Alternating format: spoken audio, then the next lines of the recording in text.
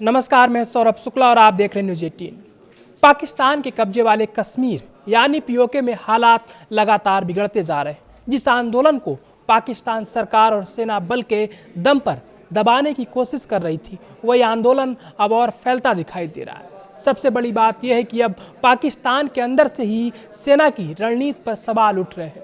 पाकिस्तान की जमीयत उलेमा ए इस्लाम फजल के प्रमुख मौलाना फजल उर रहमान ने खुलकर कहा है कि पीओके की आग अब पूरे पाकिस्तान तक पहुंच चुकी है। आखिर ऐसा क्या हुआ कि पाकिस्तान के बड़े नेता को अपनी ही सेना को चेतावनी देनी पड़ी?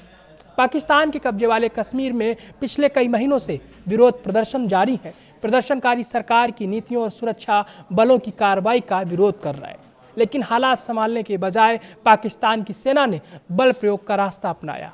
अब उसी फैसले पर सवाल उठने लगे।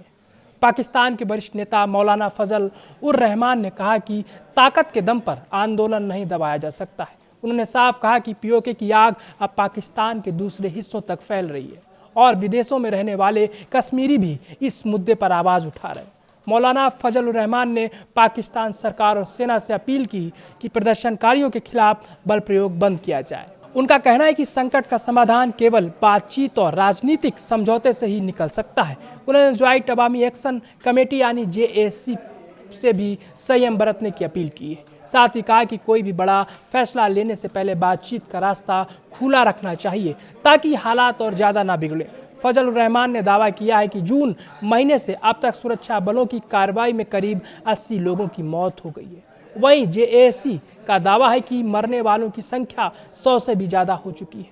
इन दावों की स्वतंत्र पुष्टि अभी तक नहीं हुई है। उन्होंने आरोप लगाया कि लगातार सैन्य कार्रवाई की वजह से पीओके के लोग डर के माहौल में जी रहे हैं। उनका कहना है कि सरकार हर विरोध को सिर्फ कानून व्यवस्था का मामला मान रही है, जबकि लोगों की राजनीतिक शिकायतों को सुनने की ज़रूरत है।